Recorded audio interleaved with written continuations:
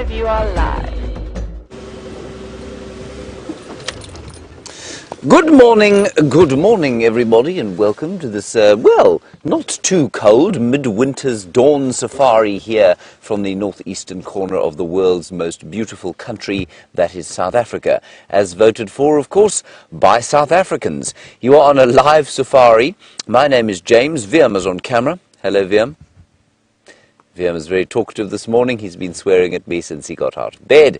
On the other vehicle, we have got the buffalo-like figure of Byron, and he is being filmed by the bank robber-like figure of David Eastor. Yes, that is a real name.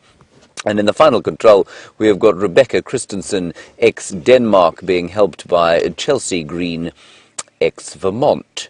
Yes, that is in fact true. A multicultural team we have taking you on this very live safari. Please do talk to us during the course of the next 3 hours. Hashtag Safari Live if you're on Twitter. Questions at WildEarthTV if you are on the email. Do not bother sending us any post. Do not try and phone us. Phoning, not much signal out here. Post office in South Africa been on strike for, well, it seems like the last 100 years. Anyway, that is the way of things this morning. We heard lions calling around here early this morning. Byron's gone off in a westerly direction. Lex, who is driving out of Vuyatela camp, is driving off in the same sort of direction to try and find them. The tracks go that way. We're going to drive up here towards the hyena den and see if they haven't gone into that block where the four drainage lines meet in this dam just behind us here. If you are a new viewer, you are extremely welcome. We're very happy to have you along. Please do talk to us.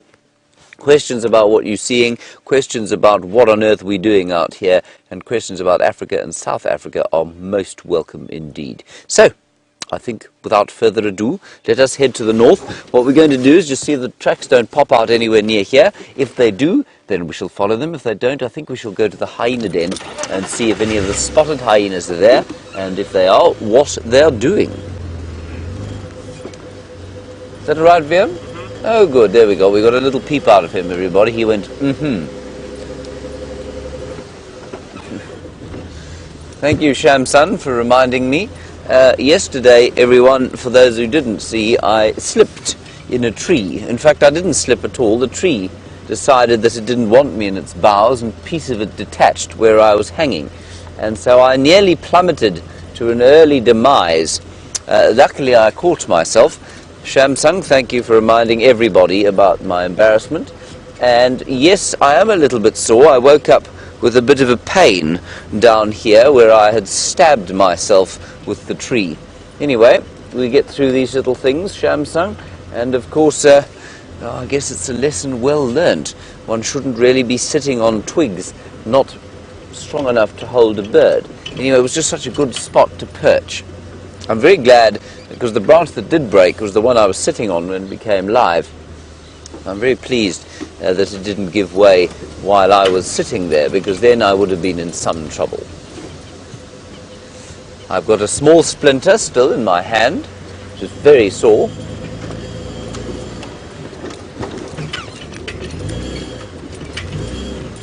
Just going to keep an eye out on the road for tracks. And this morning, what tends to happen with these lions in this area, I don't know why they do this so consistently, they come past here, shout the odds at about sort of 5:15, and then keep shouting until about 5:45, and then they go quiet, and by the time we get out on drive, they've sort of gone to sleep. The tracks of a male going up here as well. Alright, well, while we try and assess what's going on with these tracks, let's head across to Byron and find out his plans. Good morning, everybody, and welcome again to Safari Live. I am Byron, and with me on camera this morning I have David. Morning, David. Morning. Hope you are all having a great day wherever you are around the world, and it's great to have you with us again on this very cool winter's morning in the Sabi Sands. So, we had a lovely day yesterday. We got to see some lions yesterday evening, two young males. And we had a lot of lion activity this morning, lions calling all over in different directions. So James and I are both working in an area trying to see if we can't find any lions. Have seen some tracks this morning heading up and down a road, so we're trying to work around a block and see if we can't find exactly which direction they've gone into. And I got to see that little clip of James falling out the tree yesterday. Even though I thought it was kind of funny, I am very glad that he didn't get hurt. I think he could have done some serious damage there. A lot of hyena tracks around this morning, and there was in fact a hyena in camp last night. I was wandering through and I heard the footsteps outside my door, but eventually it moved on. We try and pack all the food away so that it doesn't get into anything.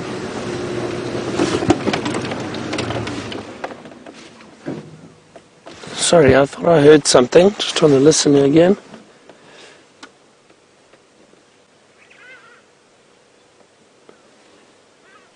It's often very important to try to stop and listen in the bush, especially with these lions that have been calling all morning. There's a good chance that they'll possibly call again. Not just lions, leopards too. They'll do territorial calling. So while we stop like this, we're always listening out, trying to see if we can't find anything that way. It's a good sign for us to know which area to start looking in.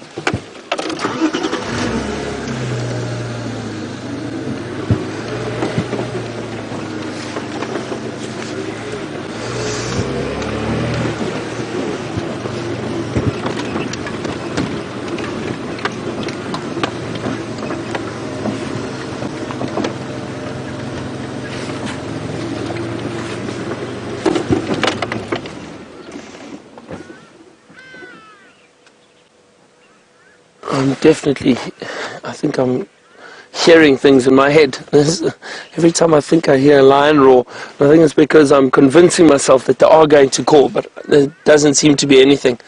There's some waterbuck up ahead. Look straight ahead.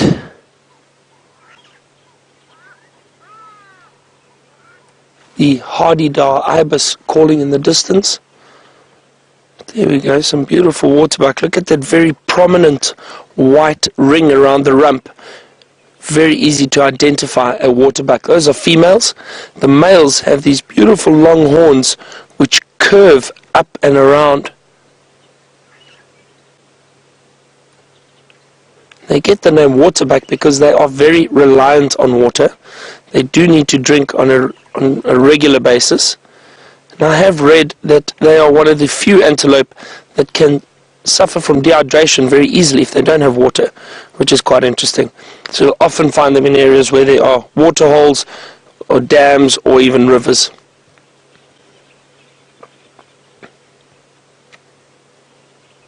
Look at those large ears. And you can also pick up on any predator activity by watching antelope like this.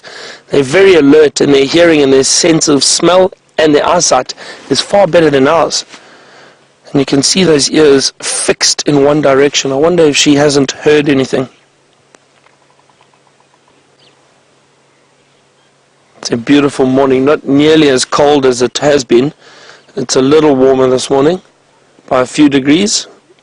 But it is lovely. We are in a spot now a little bit higher, so the warmth is definitely felt up here a lot more. But once you start dropping into those little drainage lines and lower lying areas, you'll feel the temperature does drop a bit too.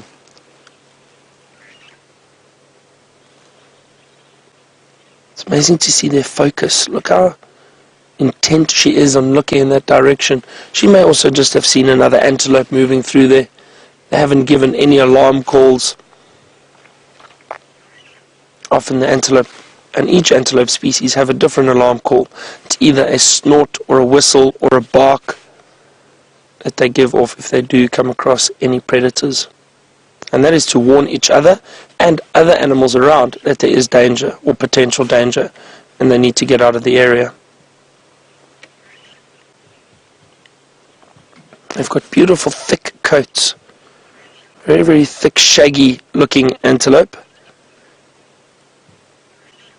I've had guests in the past say, well, they look exactly like deer. And they do. We do not have any deer in Africa, or in southern Africa. There have been fallow deer, which have been introduced into parts of South Africa, not into the national parks, but into parts of South Africa, but they do not occur naturally. But in the in the natural wild areas, we do not have deer, we only have antelope. And the difference between deer and antelope is that a deer grows antlers, which are shed annually, and antelope grow horns, which grow throughout their lifetime. They do not lose them, they continue to grow. That is the main difference between antelope and deer.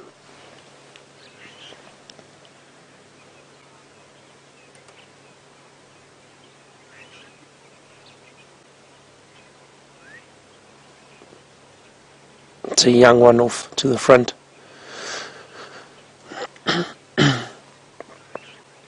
We were very lucky. Yesterday morning we got to see, or James got to see the lions with the cubs, and we got to see a Nyala female with a baby lamb, a newborn lamb, which was really, really fantastic to see.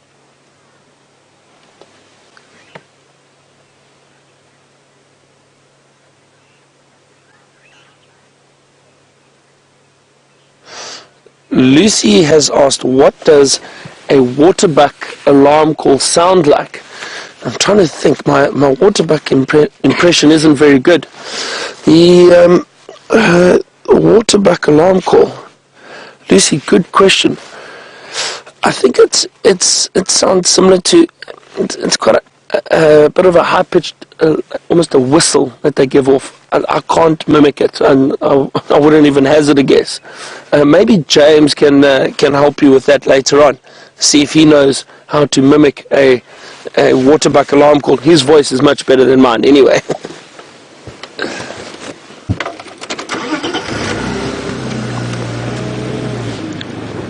Let's move on and carry on checking around this area for any sign of predator activity, any tracks.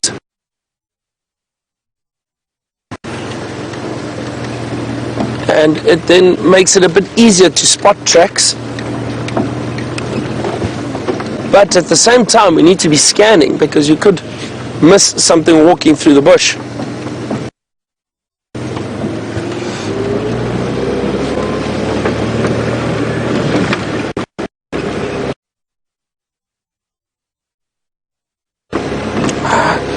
I understand we had a few gremlins this morning. The signal's jumping around a little, and can hear me and see loud and clear. And that is one of the short live in the middle of nowhere. Is occasionally we do lose signal, but it is still amazing that you can watch a live safari and join us, and what we see is what you see. I'm still very much getting used to this whole concept. You know, there's no cuts or take backs, and if I make a mistake, it's live. It's one of those things. So it is quite entertaining.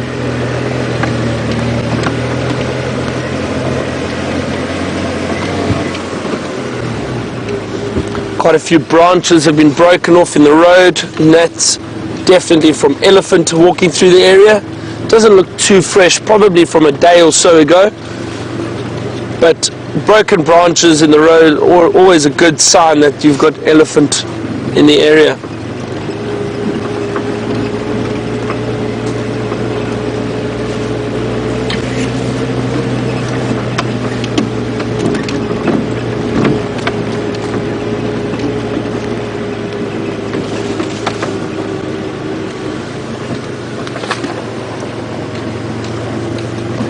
See some hippo tracks around here, and there's no permanent water that I know of close by, but it just shows you they can cover huge distances in the evenings looking for food.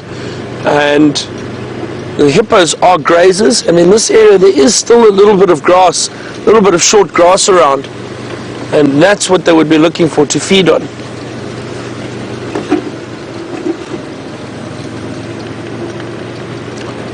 While we continue our search in this area, cross over to James for an update and see what he is up to.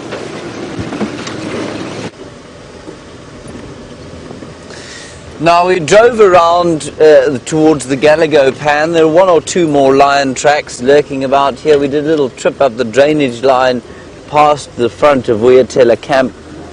Nothing further, I'm afraid. Anyway, we're going to go straight to the hyena den now and see if the lions haven't popped out there. Or maybe just the hyenas, that will do. The hyena den is on a major game path or major sort of thoroughfare through the area. Oh.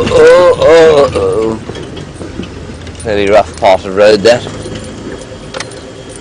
Lions, of course, this time of the day will now be thinking about finding a spot to snooze. And there are some male tracks going up here, but they disappear from here. There's a warthog running along the road. Now this particular piece of road is the worst piece of road on Djuma.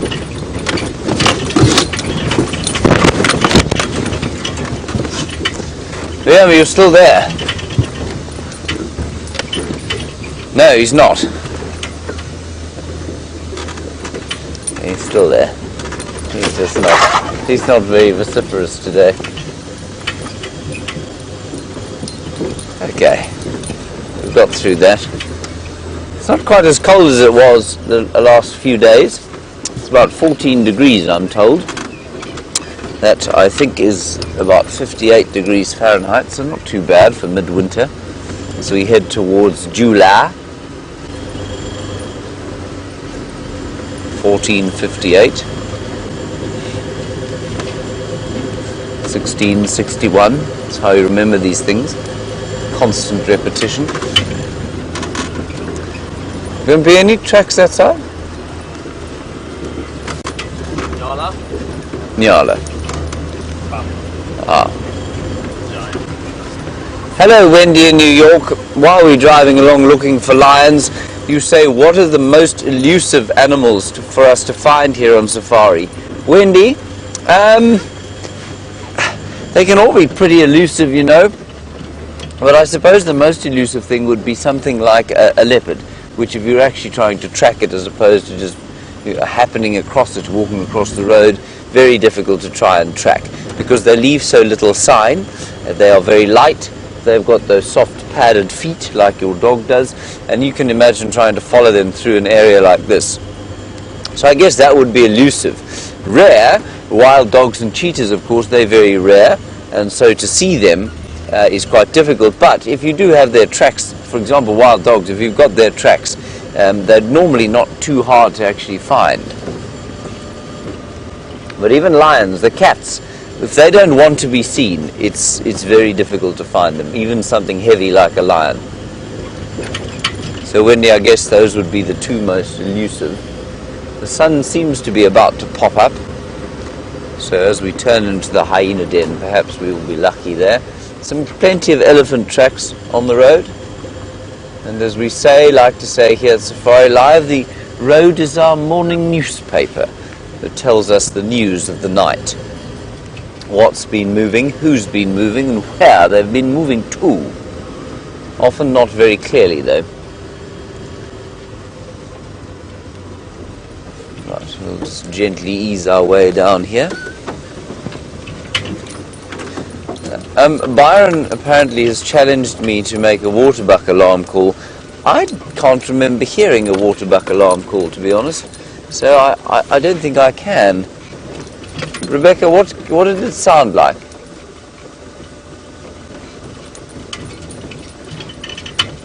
Radio silence.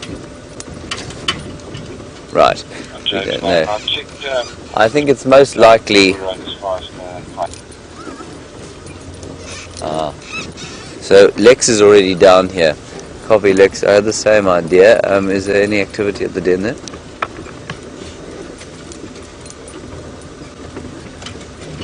Alright, we're just going to go and have a quick look. Apparently there's only one hyena here. Now I think what that means is that the rest of the clan is not actually using this area.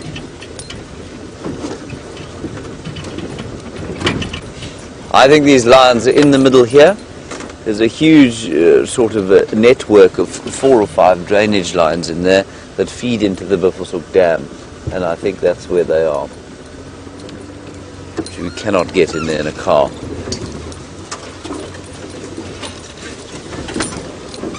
Okay, we'll go and have a quick look at this hyena and see if the little babies pop out, which which will be very exciting. It's probably still a little bit cold for them.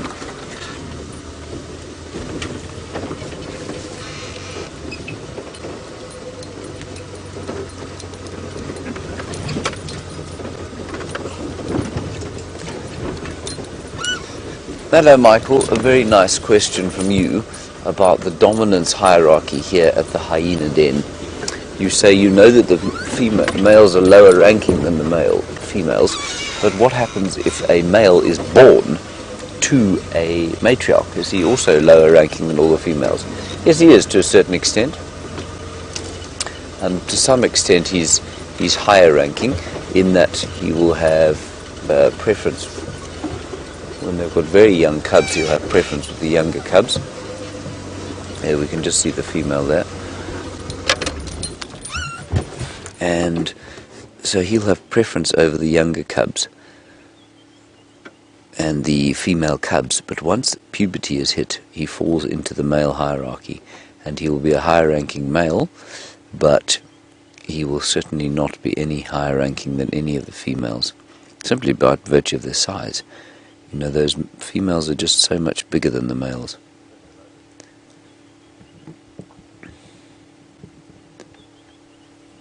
And the other thing to note, of course, is that if a male hyena wants to actually mate, he's normally got to leave the clan into which he's born. Now, it's quite interesting because a male hyena, a high-ranking male hyena, doesn't really stand much chance of mating within his natal clan. So he has a choice whether to stay within his clan and remain dominant over the male hierarchy, or to migrate to another clan where he will almost certainly lose any kind of rank that he had, but he'll have a much greater chance of breeding. And it's a situation that is completely different from any other mammal species that I know of, where a low-ranking male within a clan or a social system has an equal or better chance of mating and leaving a genetic legacy than a higher-ranking male. It simply does not happen in any other mammal species that I know of. And I think that's fascinating. Now, the thoroughfare that I was talking about that the lions often use is kind of down, it comes from down through there. It walks up here, goes past the den site, and walks up to Mvubu Road. And this was a very slightly strange den, this.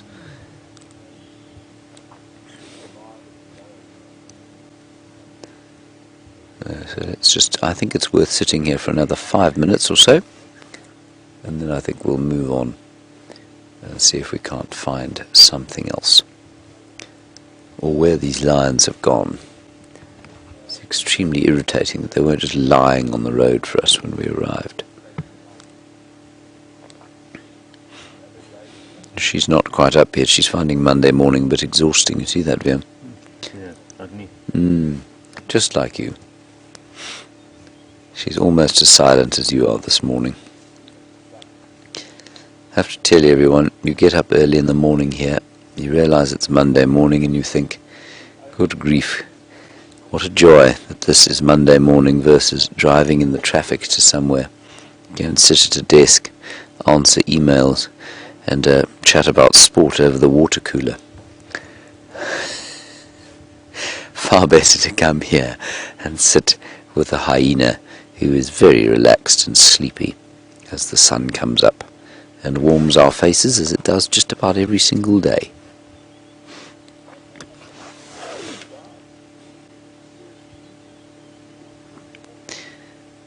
And just in case you're wondering, everyone, she does have 2 little cubs in there, in the burrow underneath her bottom, and she'll be protecting them there. I think it's probably a bit cold for them to come out. I think that's why they're not playing around right now.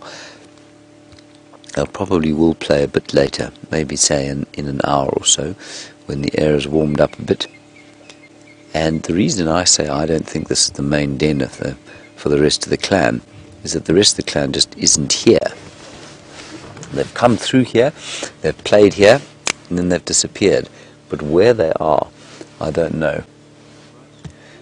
Now, Siberia Zumi, you're asking about the lower ranking males and whether they scout, I think. Was that the question, Rebecca? Scout for food?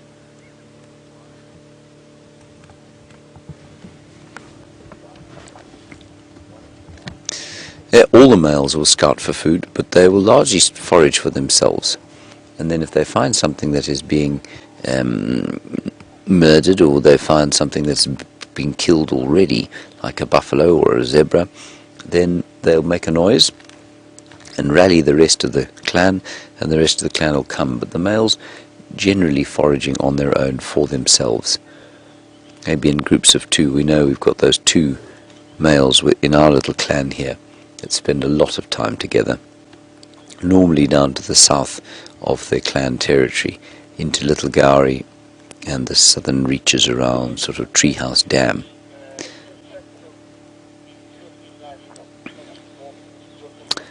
Now Byron's just found the tracks of the male lions heading north into Buffelshoek. So I think that's that with the lions. So they've crossed north into Buffelshoek. Copy that, Byron. Thanks very much. Right, I think let's move on from here. Let's turn around, and we might come back here a little bit later, but let's go and see if we can't find maybe some tracks of Kurula, the great queen. Or let's just wait 1 second. We've got a couple of questions coming through.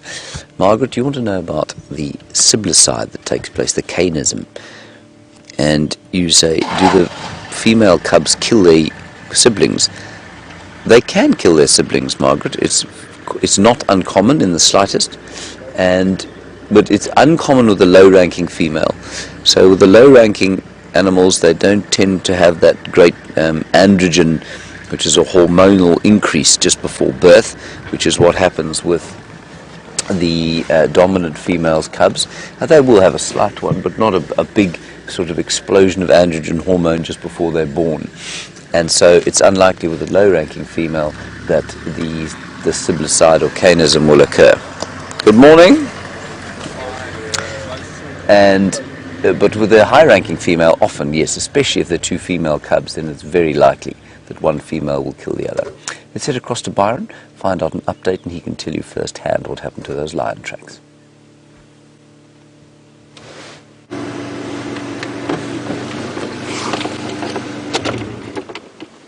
So we've just found 2 young kudu. That's a young male kudu. You just see the horns starting there.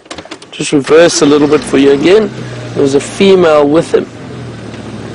Hang on, I'll get a nice glimpse of them. There we go.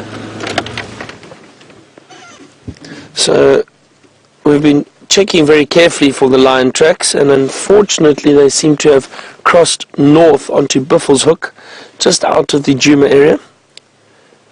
It looked like tracks of at least 2 lionesses, I think possibly 3.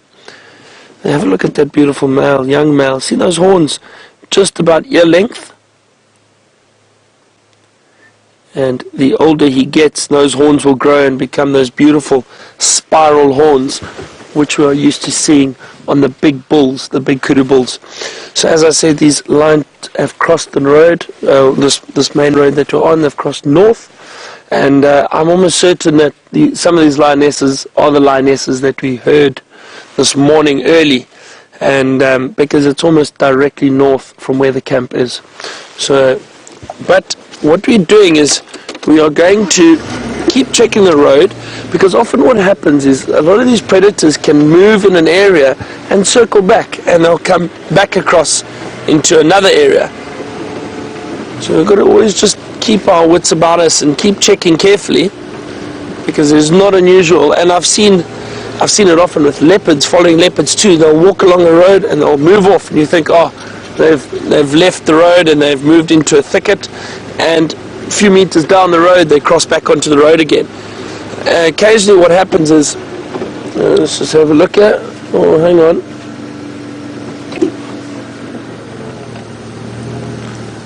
There are lioness tracks here.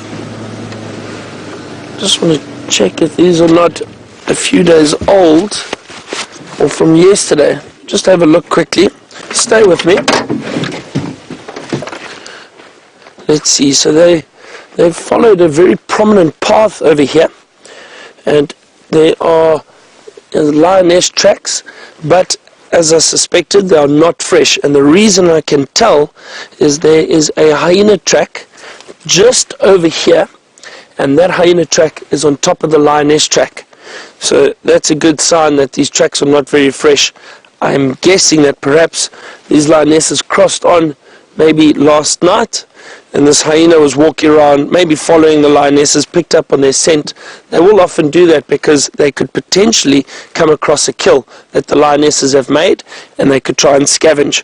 So these tracks, I think, are the same lionesses which may have walked down across and down onto our side and moved around through Vuyatela and then back north across onto Buffelshoek. I think that's exactly what's happened here.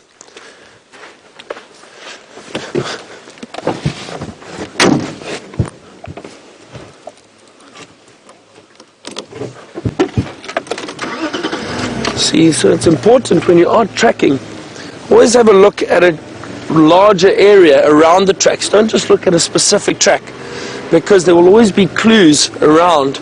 As I said, I saw a very clear line track. Excuse me a second, just hold on. Go ahead, Lex.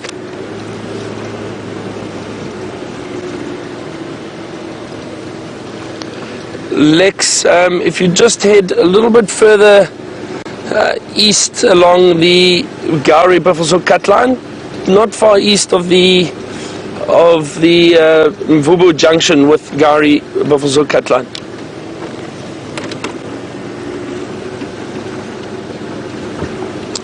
Sorry, and so as I was saying, the line tracks, or any track for that matter, if you see a track or fresh track, there's some fresh buffalo tracks here. And there we go, there's the buffalo.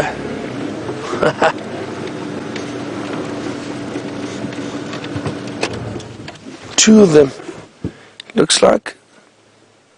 Ah, you see, so it's important. My multitasking isn't too bad this morning. Managed to talk to you and spot a few tracks, which is great. I'm happy about that. So just as I was saying with tracking, when you are following something, always look at a bigger picture. Back there I saw a clear line track, and I could easily have made the mistake and said, oh, these are fresh, let's follow them. But on closer inspection, I saw that there was a hyena that had stood over the track. Often you might get birds walking on top of a track, and those are all signs that those tracks are potentially much older. Especially now in winter in the soft sand, the tracks can stay or appear fresh for a lot longer because there's not a lot of wind, very calm, so there's not sand blowing into the tracks constantly, so they may appear fresher when they actually aren't. But look at these two buffalo bulls, old buffalo bulls. Look at that very thick boss, that horn structure on the front of the head. And the males develop very thick bosses because they use it when they are fighting or challenging each other for dominance. Oh, see that little bird fly down and fly up? Looked like a fork-tailed drongo. There we go. Flew past again. The reason for that is while these buffalo are moving through an area and grazing, they disturb a lot of insects. So often you get birds following herds of buffalo. Oh, looks like we've lost signal.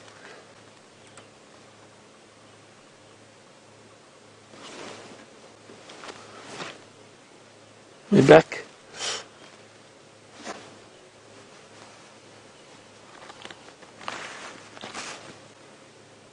Can hear hyena calling in the distance.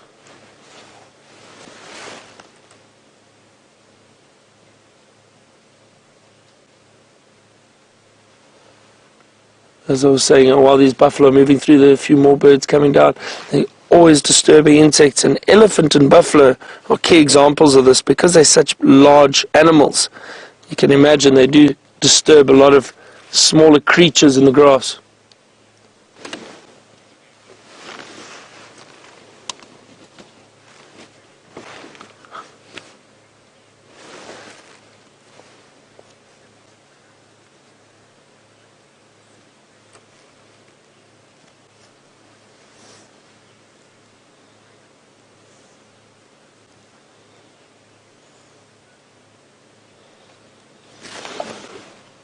So Nell from Washington has asked us about tapeworm, and do the predators contract tapeworm from the prey that they eat, and how are they able to get rid of the tapeworm?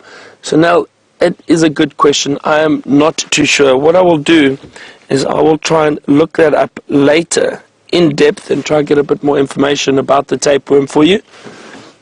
I have not seen tapeworm affect any predators. I know the other day we had that old leopard, or that leopard that was released in Dile, that regurgitated a tapeworm, and that's possibly also because it was being doctored and treated for potential rabies because of the wild dog. But I'm not sure how the predators are affected or how they contract it. I will try and find out.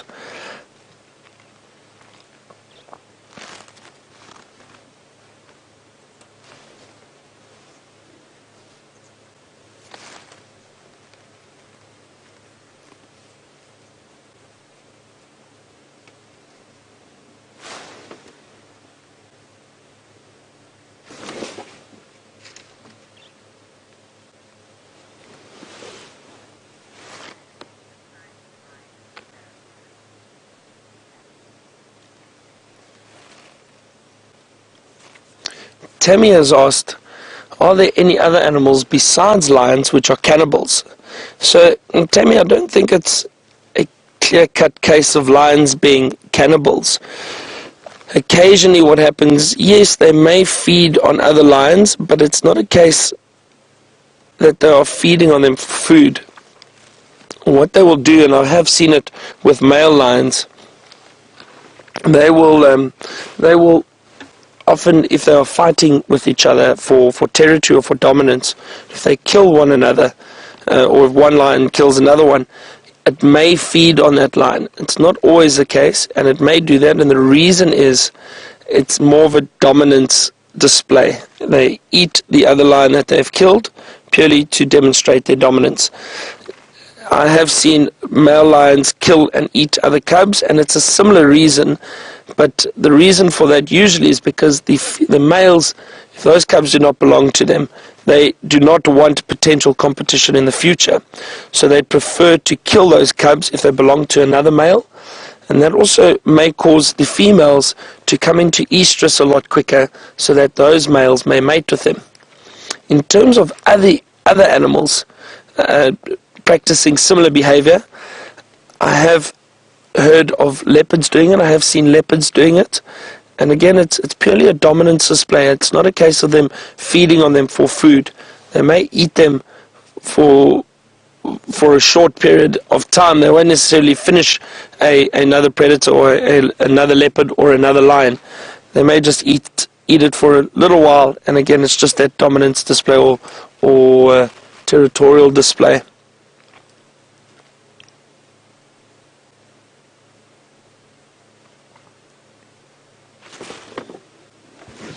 Travel forward a little bit here.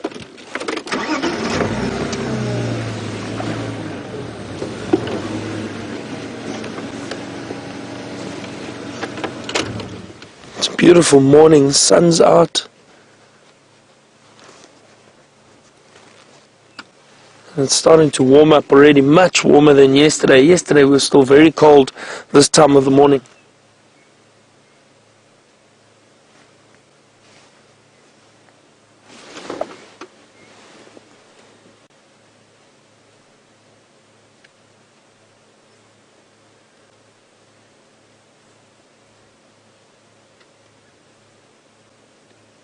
So Maggie has asked us an interesting question. Maggie has asked, usually lions or other predators will choose to hunt older and perhaps sick prey because it may be easier for them. Yes, that is right. They do that, Maggie. And you asked, why do there seem to be a lot of old buffalo around? The reason for that is, even though these buffalo look old, they are incredibly powerful. And you can ask any guide, I think most of them would say, one of the animals which they do not like walking into on a bushwalk is a buffalo. I know for me that is certainly the case. And the reason is they are quite unpredictable. and they can move very quickly, and they're extremely powerful. And like other animals, we'll just move forward a little bit, get behind this little termite mound. But like other animals, they may move off if they see us. And what happens is, with the buffalo though, they will generally move away a little bit. They snort and they give a bit of it's almost like an alarm call. They go, and they'll turn and then they run a little bit, but they stop and they turn back and they want to see what it is that is chasing them. But so that's why, anyway, one of the reasons why buffalo, I think, are a little bit... Morning, everyone. Morning. That's why I think buffalo, especially as old males, are not easily killed. And I've seen buffalo being attacked by lions, and the buffalo just shake the lions off their back. And they are really, really powerful. That's one of the reasons why there are still so many old buffalo bulls around. But as I said, when walking through the bush, these buffalo bulls, you need to be quite aware of them. They look very docile and very lazy, but trust me, they're not. They will move and work together to protect themselves against any predator. That's the other thing. The buffalo do work together. They will often turn and charge a pride of lions if lions are trying to attack them. I've seen lions hunting, racing into a herd, trying to separate one or two of the buffalo away from the herd, and the herd deciding that they have had enough of this, and the entire herd turned together and they chased the lions, and the lions ended up in a small tree, balancing on the branches away from the sharp horns below.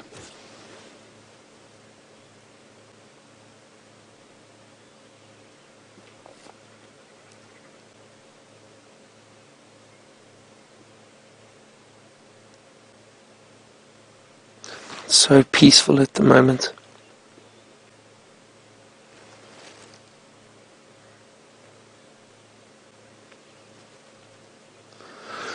We're going to continue on our search now. We'll leave these buffalo bulls and allow them to continue their breakfast and feeding.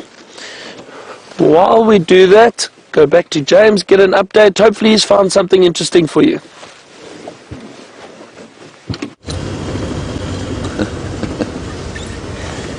I haven't found anything interesting just yet, everyone.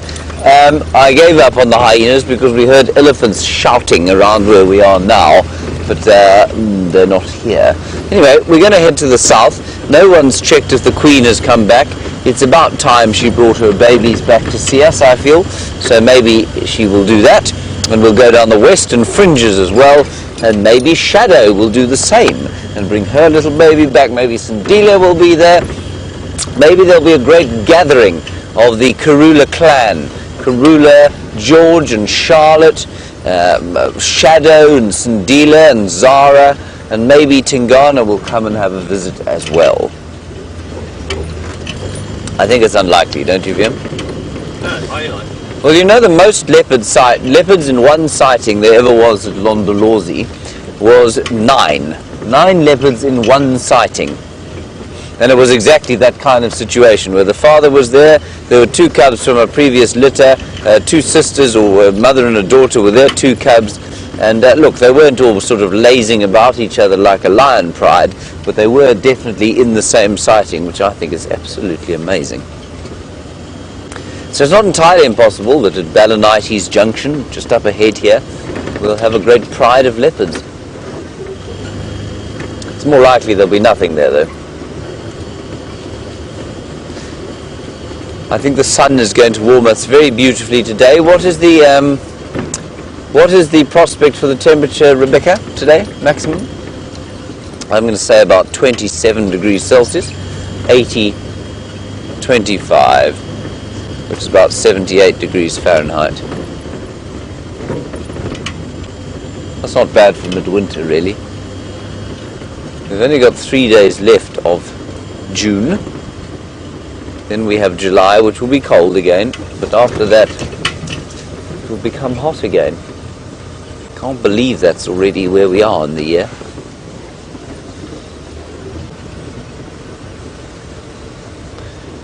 but really not a great deal in the way of mammal life to tell you about right now.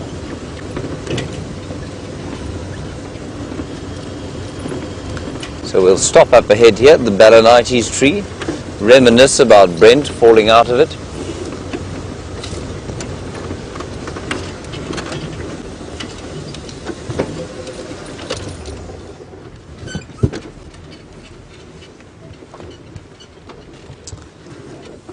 Beautiful, beautiful tree.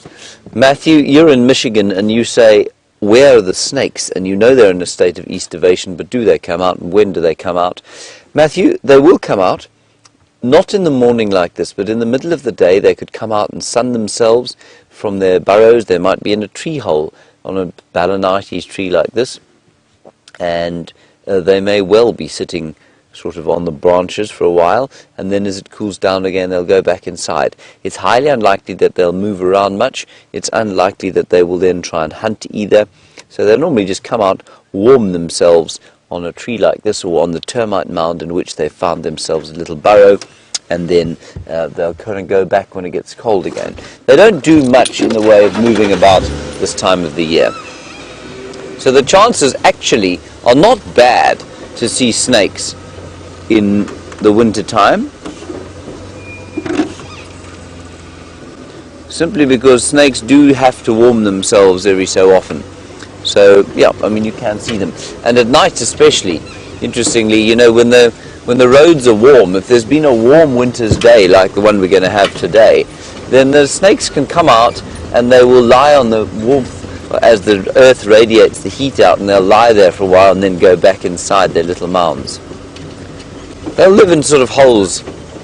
In a termite mound like this, there'll be a few holes down there where dwarf mongoose or snakes can enjoy the warmth of the insulation and then pop out in the sun and warm themselves on a day like today. Thank you, Matthew. Well done. This is one of my favourite spots here because you've got such a lovely view out to the east. It's a bit bright now with the sun, but it's the perfect dawn spot when you want to watch the sun come up. This is where you need to be. Normally, one hopes to find some mammals in the same picture as the rising sun. Today, that is not the case. We'll be hopeful though, won't we, Liam? We'll remain hopeful.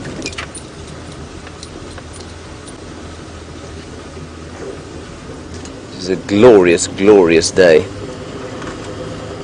I suspect we're going to find dwarf mongoose around the next corner. We'll sit with them for a little while. I know where there's a burrow. I hope. Getting rather desperate. No, they're not there. They're often on that mound over there. There don't seem to be any there now. Obviously, not today. Has anybody managed to find out what a waterbuck sounds like when its alarm calls? I'm pretty sure it just makes a noise. There is a species of antelope, though, that whistles when it's alarmed. I can't remember which one it is, and I feel like it might be a lechwe, which is a close relative of a waterbuck's. A whistling noise of alarm. Might actually be the waterbuck. There's a vast array of life out here, isn't there, but I nearly called Liam Byron. This is how desperate I'm becoming. Ah, impala, there we go. Phew.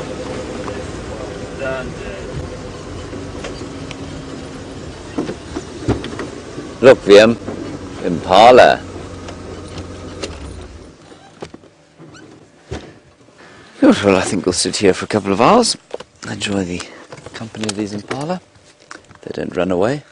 Now, these impala are standing in a thicket. And Wim, what is the thicket predominantly made up of? Strychnos. And strychnos, of course, our least favourite tree, or one of our least favourite trees, because it is horrible to try and drive off-road around strychnos bushes, and they are encroacher species, and almost never do you see animals eating them. But this time of the year, and especially with the drought, I've seen lots of animals eating them. We've seen buffalo chewing on them, now we've got impala eating them, plenty of the browsers, kudu and nyala, and while I don't think they're particularly toxic, they're definitely not the most nutritious of food, or I mean, animals will avoid them quite often. And you can see, therefore, how a drought is going to affect the vegetation, and it's going to affect the way that the vegetation kind of survives the drought. In a normal year of sort of standard issue rainfall, nothing would touch these strychnos trees, or very few. Maybe the elephants would bite them and push them over. That's why they're so scraggly. But now they're providing a very valuable source of forage during the course of the drought, and that will inevitably change their shape. They will either sort of die back a bit, or the browsing will stimulate them and they'll become much larger, and the thickets will get thicker. It's going to be quiet for 20 seconds and listen to the early morning sounds.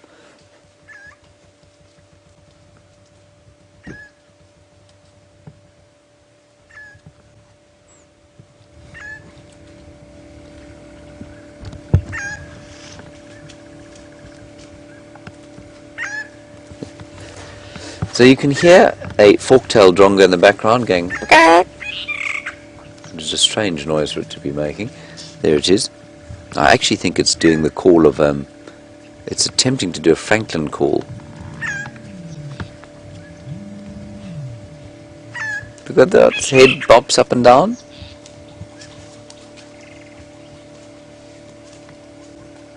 That's so cool, and it's very quiet, subdued chorus.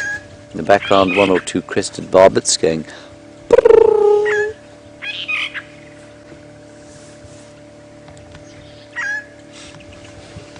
Hello, Deborah, armchair traveller. We're looking at these impala. They've both got two horns. They've all got two horns. And you're wondering about Nelson, our one-horned, one-eyed impala that we used to see around here, and wondering if anyone's seen him. No, Deborah, I haven't seen Brother Nelson for some time, so I'm not sure if he's shaken off this mortal coil and been devoured perhaps by some lions on account of the fact that he couldn't see anything coming from his left-hand side. But he may have just moved down south. He was spending quite a lot of time on the boundary between us and Little Gowrie, so maybe he's just gone down south. I haven't heard hide nor hair of Nelson, the one-eyed impala, for some time. That's like it's taking something. Does look like they've seen something behind.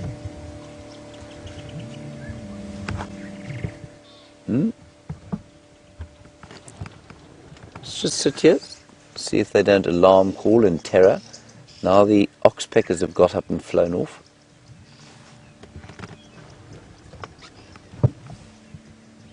Now they look quite relaxed.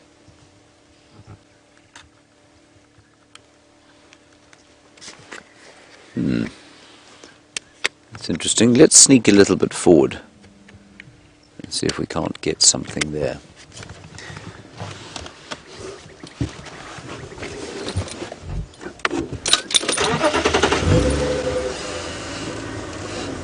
They definitely looked very concernedly in this direction. Maybe they smelt something. If they had seen a leopard or something like that, they would have alarm called. Maybe they just smelt some predator on the wind. Perhaps a hyena walked past here. Watching for tracks. There are plenty of hyena tracks around. It is not surprising. Maybe some Sungila is lurking in the bushes here. I don't see any sign of a predator, obviously. One of those mornings, so amazing how it happens. Lions calling as you wake up in the night and pour your first cup of coffee, and you think, oh, that's a great prospect for the morning. And almost irretrievably they disappear.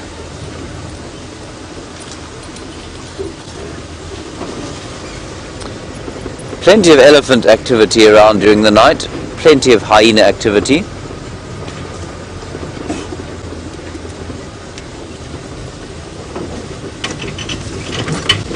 Aru, thank you very much. You've looked up the waterbuck's alarm call and you say it sounds exactly like the one I've made. Good.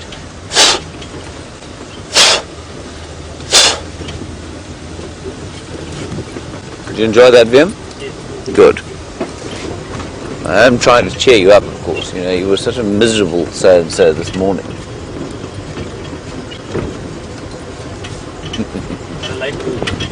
Late movie, yes.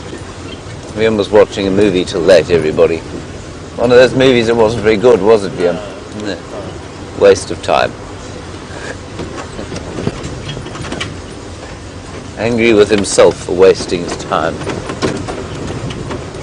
Good grief, there's another impala, Vim. We're on fire this morning. There it is.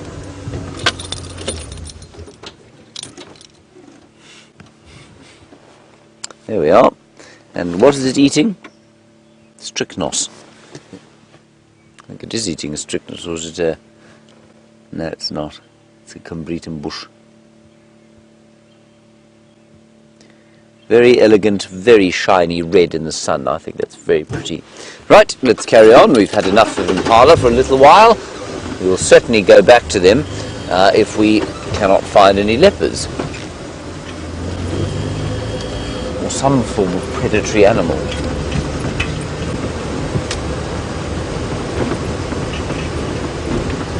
We'll also just have a look down towards the west, towards the mountains, to see them lighting up as the dawn breaks. Well, the dawn has broken.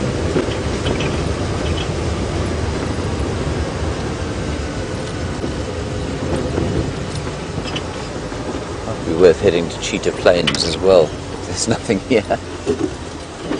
There you are, everybody. Look at the misty mountains. And there are elephants. You see them, Vim? Well, can you see the trees moving? There's some elephants making a great deal of noise and consternation through there. There. Brilliant elephant sighting, isn't that? Fantastic. Yeah. I mean, if you were to tune in immediately, suddenly, and say, what are we looking at? You'd obviously know that we were looking at elephants. They are very cross there. Anyway, there are the misty mountains on top of which Ulusaba lies. That's Richard Branson's little spot. Byron has got a bird of prey. Let's go and look.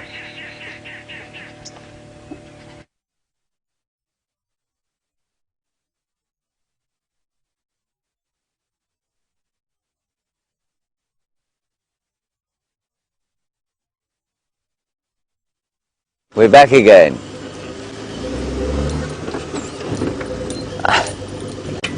I don't know where Byron is driving Wendy at the moment.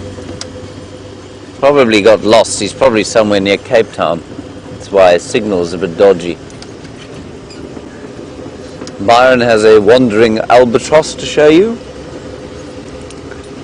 Let's go around the corner and see if we can't see those elephants properly. More than just one shaking, weeping wattle bush in the distance.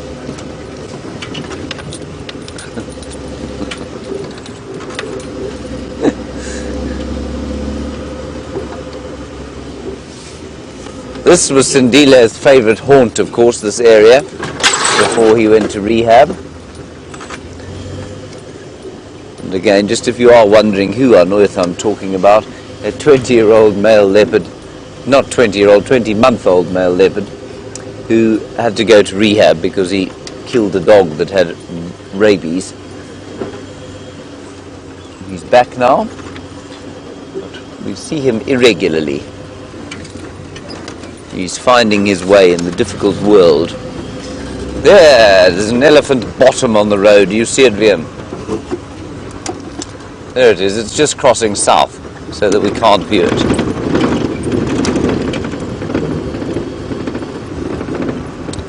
I'm hoping they'll be on both sides of the road.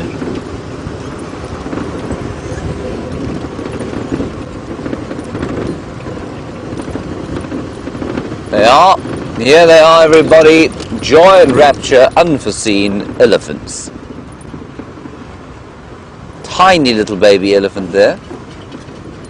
Right, let's approach with caution and due respect.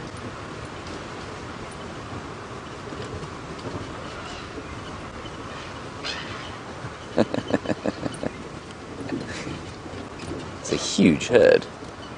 Huge herd.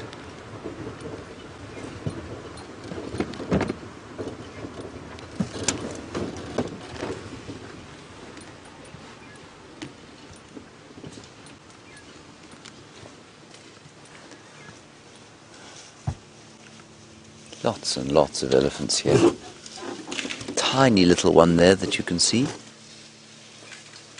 And you see I think you'll find that there are a number of different family groups here. And the sort of young bulls are meeting up with other young bulls of the same age. And they'll start fighting with each other. And that's what all that noise is. It's rather excitement than it is any form of distress. You can see the cows and the calves taking the time to just sort of feed during the morning, which is what they do very responsibly. Look at this little thing here.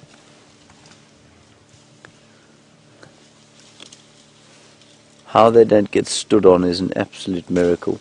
It's so small. Playing with it.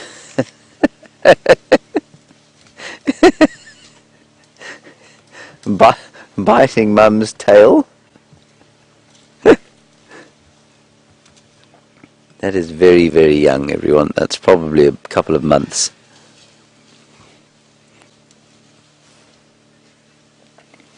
And that'll be a group of cows and their daughters.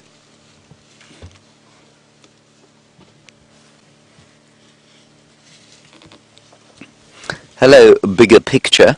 You say you've just found this channel and you think it's very awesome. We think it's very awesome too, Bigger Picture. Thank you for watching us.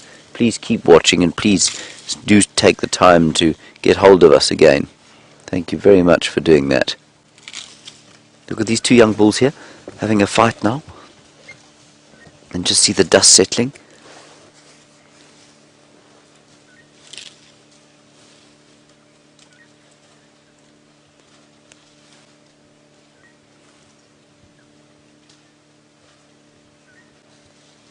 It's fantastic.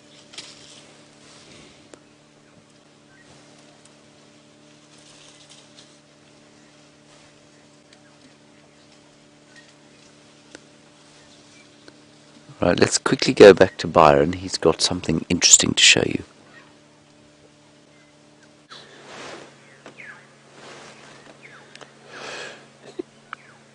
Look what we have found, everyone. I know James has got those elephants here, but we wanted to show you this quickly. Look at this beautiful bird that we have found.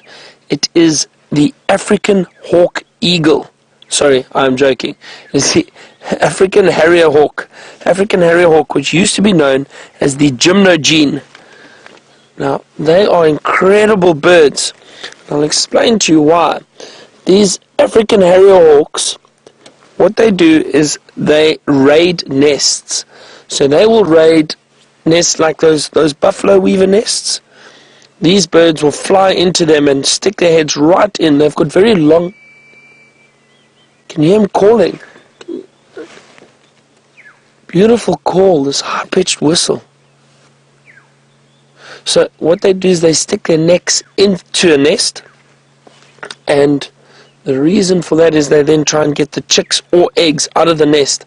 But their legs have the ability to bend almost backwards. Their hinges on the knees bend very, very well, and they're able to curl right underneath and in under a nest to get to the chicks. They really are beautiful birds. You don't see them that often. I noticed behavior not too long ago. I was watching an African harrier hawk raiding a nest, and amazingly what happens is they have the ability to change the color of their face. Now at the moment, that one, and when he turns to look into the sun, you'll see it again.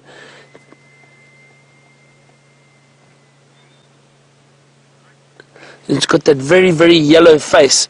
And I saw them being mobbed by other birds, and that face turned bright red almost immediately. It's interesting to see the coloration change so quickly. I'm going to see if I can get a little bit closer to this bird for you. While I do that, head back to James and see what those elephants are up to.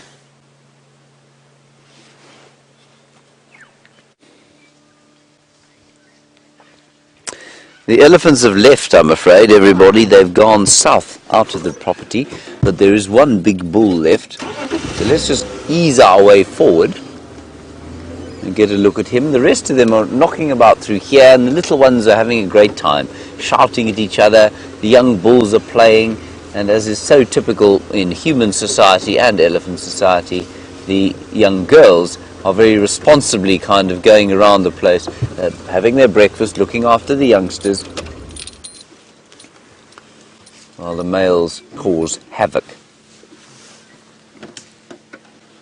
And then on the outskirts of the herd, one big bull, and that's him over there. He's not very big. Well, I mean, compared with us, he's massive, but he's not the biggest bull in the world. I'm just going to ease forward, Wimpy. We'll just roll gently forward.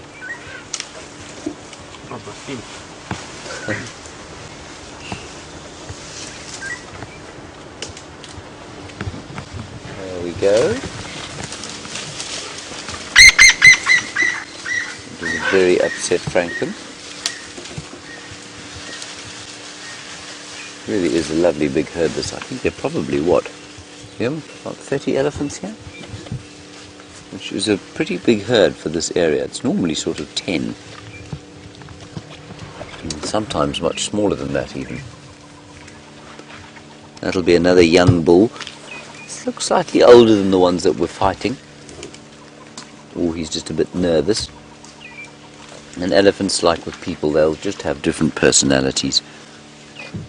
Some will be rambunctious and sort of like to fight with each other and cause a great deal of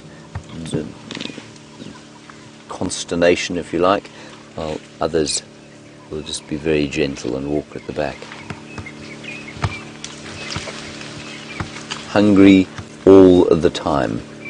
Must be so exhausting. Eating. But our Connor is our engineer. He is hungrier than most elephants all the time. Let's go a little bit forward and get in front of this fellow.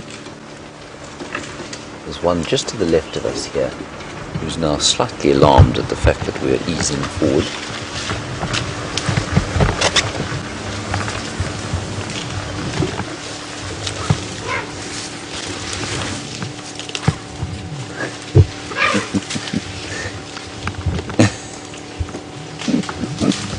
So that open-eared stance is just him saying, I see you, I'm aware of you, I'm slightly alarmed by you, look how big my ears are.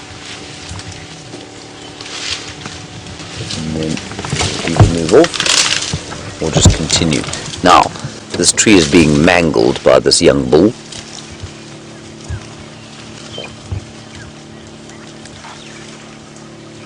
And what he's doing is, you can see there, he looks like he's eating wood. He isn't. He'll be pulling the nutritious stuff between the bark and the wood off and eating that. That's where the nutritious parts of that wood is. Alright, let's go back to Byron and his gymnogene. It looks like the gymnogene is performing amazingly.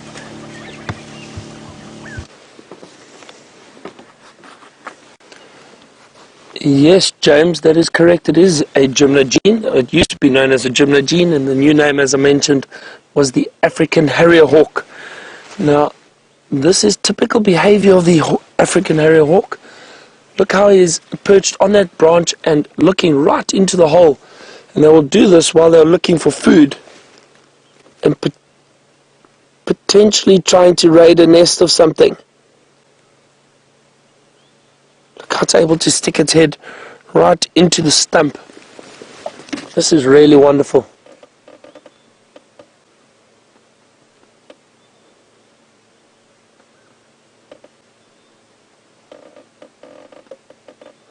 I wish you could see that face turn bright red when it feels threatened. I'm assuming it's got a lot of capillaries and veins around that face, and because it is so exposed, it's able to force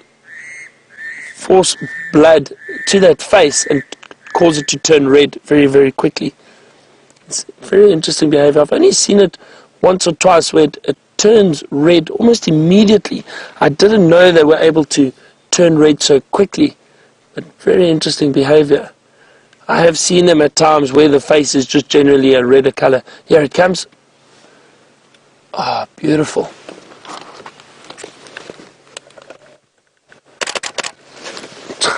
Trying to get 1 or 2 snaps. Trying to get 1 or 2 shots. If I have anything good, I will post it on Instagram for everybody to see. But that was a wonderful sighting. That was really, really great. And it's always nice to see these birds of prey that you don't get to see very often, and especially one like that. And it's got such an interesting story and interesting behavior, the way it's able to raid nests and stick its head in bark or tree stumps.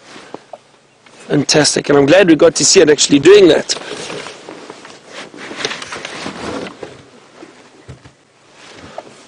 Alright, so we're in a drainage line now. We had a brief view of a leopard track. I struggled to gauge how fresh it was, but I want to work around this area and see if I can't find any fresh signs of leopard.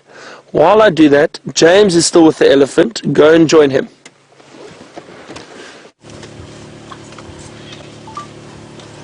Yes, we are still with the elephant, everybody. Just the one bull here, and he's macerating this Cambritum bush, which unfortunately is not going to survive the winter unscathed. It may well, ironically, actually survive, though. So despite the fact that it is going to be in many pieces and has been broken many times, it has thrived and survived in these adverse conditions. And what I'm hoping is this bull's going to come out in front of us. He's a youngish chap. He's probably about 20 or so, 22 maybe. He's sort of trailing the herd, and I don't. Maybe he's coming into his first must or something like that. And that means that basically his testosterone levels will be quite high, and he'll be thinking about mating, but he's not quite big enough to be genuinely competing for mating opportunities. Although he is massive. I mean, he's probably 5 tons, 5,000 kilograms, 10,500 pounds. Elaine, a nice one from you about how the elephants are going to respond to this drought. Will they become cranky, or as the nutrition starts to affect them, the lack of nutrition? You want to know if they'll become cranky or not. Elaine, I think it's possible, certainly, that as they become more and more stressed, they could become crankier, less likely to be as relaxed as they are now. I think that is definitely a possibility. I don't think it's going to result in danger for us, but I definitely think that it's going to result in them being stressed, and you know exactly the same as with you. When you feel stressed out, well, you're just not quite as nice. I don't think, well, I'm certainly not. When I'm stressed, I'm not quite as nice as I might be otherwise.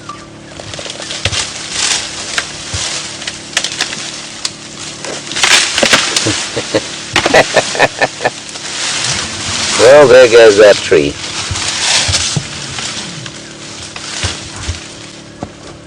Isn't that amazing? The strength of that. I mean, I couldn't hang on that branch. I could easily hang on that branch, and it wouldn't break. It would hardly bend. This elephant has just wedged it between his tusks and his trunk and snapped it off.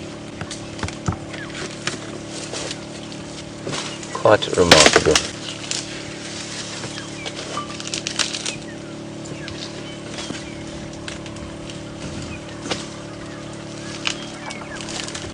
He's a magnificent fellow, he really is.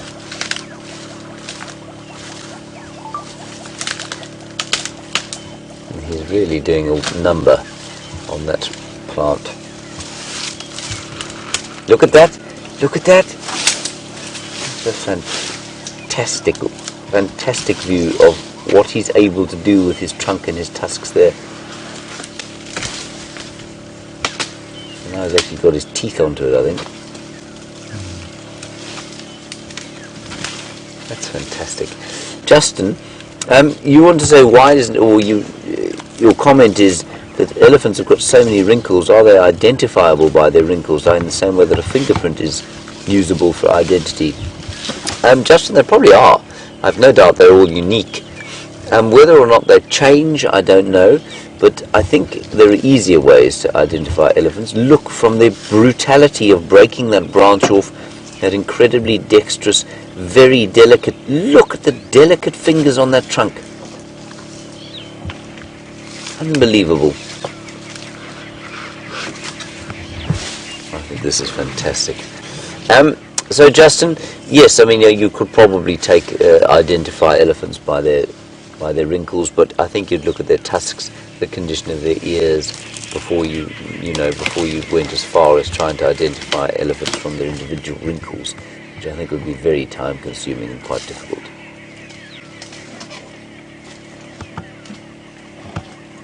This is absolutely amazing. The tusk gets wedged in there. I'm sure he can't snap that. And to snap that would be unbelievable strength, especially with your incisor tooth. So, now we're going to go with the foot.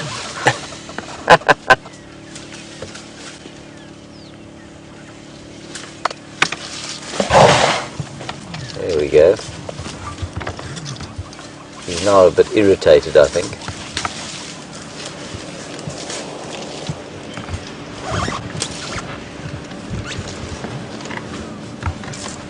There he goes, he's got his stick with him, and he's taking his stick for a little walk. Now, he is, you can see, obviously, from the dangly bit between his back legs, a male, and that is indicating to me that he possibly is coming into must. That's not something that just happens, normally. So he probably is feeling a surge of testosterone, which is encouraging him to stay around with the herd and see if he can't find an estrus female. But like I say, although he is a massive animal, the chances of him mating now are very small. He's quite a lot younger than some of the prime bulls, if you like. They'd be sort of 40 years old. They could mate now, but if a bigger bull was to come along and there was an estrus female around, he'd get a hiding.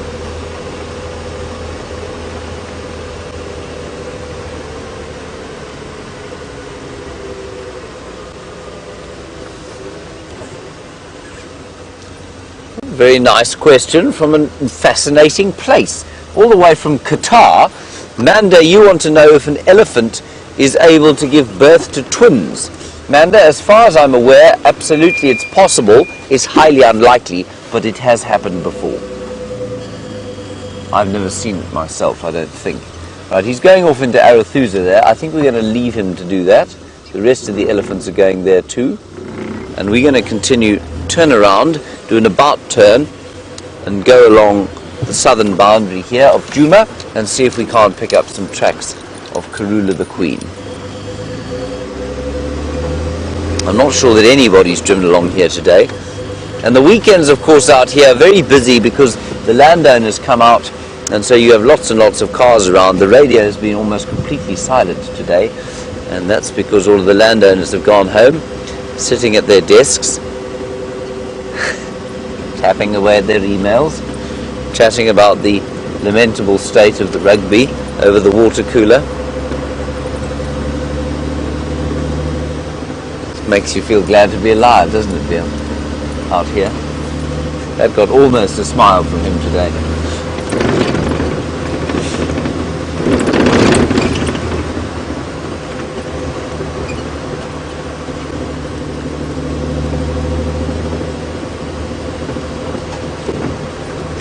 Hello, Michael. Nice one about the naming of the cubs. You know that I've been calling them George and Charlotte, and that those are by no means official names. You want to know who gives the official names, when will they get them, and will they be in a local language. The naming of leopards, I believe, has taken on a mysticism and an aura that is ridiculous. And what happens in this area is that there's a great fight over who should be allowed to name the cubs, who spent the most time with them, who discovered them first, whose property they were found on, and therefore where the naming rights lie, what language it should be in. And frankly, it's ridiculous, because the leopards don't give a flying continental what you call them. I don't think. Maybe George and Charlotte would care. But the tradition is that the person or tracker and ranger who found the cubs should have the naming rights. Now, Brent Smith found them, but because Wild Earth wishes to sort of make as many friends here as possible, and because we haven't been around as long as some of the others, Aubrey and Taxon of Djuma, who are the guides here, they are the guys who will probably have the naming rights of those two cubs. So they will name them. Where they'll get the names from, I don't know. Last time, when it came to Sindile's naming, good grief, we had to have 7,000 rangers meetings, and this one accused that one of not being honest about when he saw them and when he didn't. And then they shouted at us because our viewers had already given him a name, and oh God, it was really deeply painful. Anyway, so we'll see what happens with this one. In theory, Michael, there's no official language that they have to be in. I'm actually not sure what Sindile means. I don't think it's a Shangaan word. And they tried to call, then they changed the name to Madiba, which was Nelson Mandela's sort of praise name. There's a bushbuck. No, yes, bushbuck on this road. It's very interesting. And then some people thought that wasn't very good because, you know, he was the father of our nation, so how could we be naming leopards after him? And that's when I started to switch off. I think Sindile is a great name for him, so we'll keep it at Sindile for now. They're two young Nyala, they're not bushbuck. And I'm told that Sindile means survivor. I don't know in what language that is, because it's not in the language that I know.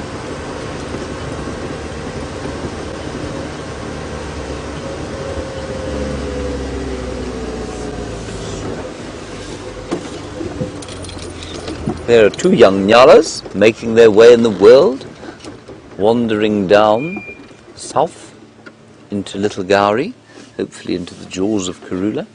Well, no, hopefully not, because they'd rather walk into her jaws on Djuma. Now, for those of you who are new viewers, to the right of us is Little Gowrie. We can't go there, but as you can see, the animals are free to come and go as they please. Now, those Nyalas, remember we saw the impala eating the strychnos bushes earlier. Those Nyalas have resorted to eating strychnos as well now.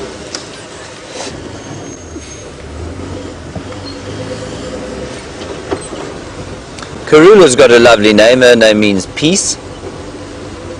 Shadow's name means shadow. I don't know what Tingana's name means either. Lions exiting. I think that was yesterday. Going out. Fine trackers of him. Going out. Into Little Gowrie. I think it does, yes. That's right, it does. It means shy. Right, there's a warthog. There are two warthogs. I can't believe our luck. Our skill is unparalleled. There we go, everybody. Warthog at 40 metres. 36. I do apologise. Viam doesn't know that because he has some remarkable intellectual ability. Well, he does, but not in that specific way. The camera tells him how far away the focus point is. What's your f-stop, Viam? 5.2. So you could be out. Shutter speed's 100. young boar. No, it can't be a young bull. It's got teats. It's interesting. She looks like she's got two sets of warts on her face there. Which is very interesting. And you can see her eyes have obviously been caught perhaps on a stick, and she's crying there. She's pregnant, I think. I think she's quite heavily pregnant. Now, Mara, you want to know what the Shangaan word for warthog is. There is a Shangaan word, yes. It is hoji. I'm not sure of the spelling, but you could spell it phonetically Hodji. Hoji. So it would be one hoji, many tihoji. Could be tihoji or mahoji. I'm not sure which, one of the two. But it's definitely hoji. And in Zulu, pig and warthog have a wonderful name. It's ingulube, which I think just sounds like a pig, doesn't it? Ingulube.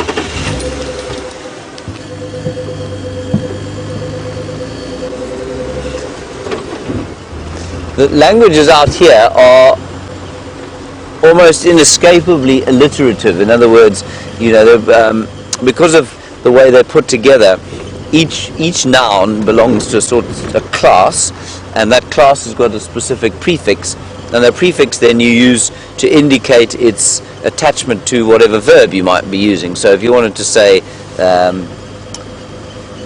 the warthogs ran, or the warthogs ate grass, so you'd say tihoji, and then you'd use that ti on the front to put onto the verb. Tihoji taja, they eat. Bzani. So you always get these alliterative phrases, and it's so attractive to listen to. If you listen to somebody who can really speak the language properly, it's just beautiful. Now there, I don't see any tracks at the moment. Byron is currently tracking something, so with any luck, he will be lucky and come up with the lions or the leopard that I think he's tracking a leopard.